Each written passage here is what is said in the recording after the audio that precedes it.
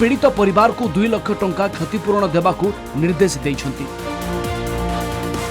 17 साल की हमारी प्रतीक्षा थी और आज हमारे को न्याय मिल चुका है। हमारे आरोपियों को बड़ी खुशी हुई है इस बार। डिटेल जजमेंट आएगा। डिटेल जजमेंट कब तक एक्सपेक्ट कर सकते हैं? 12 घंटे लगेंगे। एसएसपी साहब ने कहा है कि अपलोड होने को टाइम लगेगा। डिटेल जजमेंट 12 घंटे के बाद 1000 पेज के ऊपर कुछ है तो थोड़ा सा समय लगेगा। बार-बार हिंदू दहशत का ये सिर्फ पॉलिटिकल नरेशन था और कुछ भी नहीं था। और जो आपका जो आतंकवाद का विषय था ऐसा कोई विषय है नहीं। और कोर्ट ने आज साबित कर दिया है कि 17 साल के बाद कि ये कोई घटना इन लोगों से की गई नहीं है। सत्य की ही जीत हुई है और साध्वी जी सत्य के साथ थी, इसलिए साध्वी जी की विजय हुई है।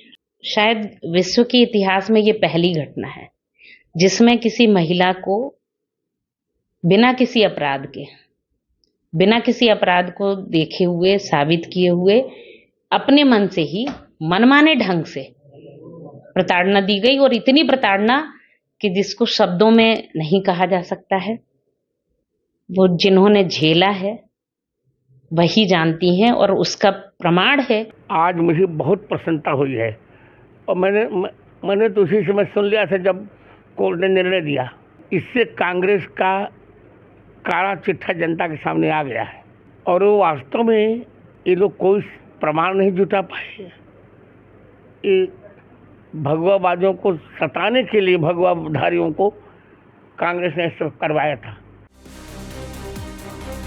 2008 सेप्टेम्बर 29 रे रमजान बेले महाराष्ट्र नासिक ठारू 100 किलोमीटर दूर मालेगांव रे घटिथिला बोमा विस्फोरण।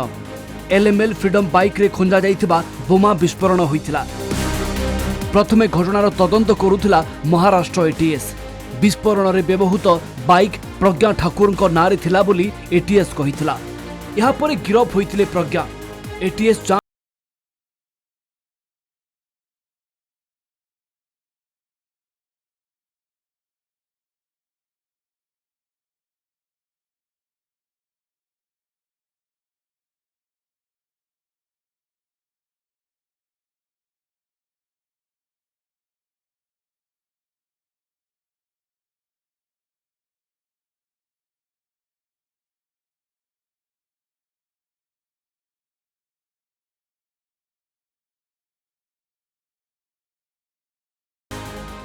कोई प्रज्ञा से मिलने नहीं जाता था। तब मैं प्रज्ञा को मिलने गई हूं नासिक की जेल में और जब प्रज्ञा मिली तो मैं फूट फूट के रोई।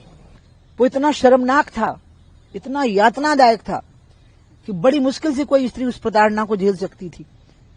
आप सोच नहीं सकते हैं कि आज मुझे कितना आंतरिक शांति प्रदान करने वाला ये फैसला है। एनआईए है, सेंट्रल गवर्नमेंट भी है ना। पापा जी को क्यों भूल जा रहे आप लोग? एनआईए भी तो है। एनआईए किसके अंडर काम करती है? एनआईए तो गवर्नमेंट ऑफ इंडिया के अंदर काम करती है। रोहिणी सालियान का स्टेटमेंट है, मिलिट्री ग्रेड अगर आरडीएक्स इस्तेमाल हो रहा है तो भाई साहब ये कहां से आया? ये बड़ा सवाल है। हमारी एनआईए एक प्रीमियर इन्वेस्टिगेटिंग एजेंसी है। उनका अगर इस तरह का रवैया रहेगा तो इंटरनेशनल लेवल पे क्या असर पड़ेगा, इसको आपको जानना चाहिए। जामिन रे आसिबा परे 2019 रे भोपाल निर्वाचन लड़ी सांसद होइथिले प्रज्ञा ठाकुर। किंतु ए समय भितरे मामलार शुणाणी चलीथिला। एबे मामलारे राय आसीछि। प्रज्ञा ठाकुर सहित समस्त 7 अभियुक्त निर्दोष साब्यस्त होइछन्ति। Bureau report, Kalinga TV.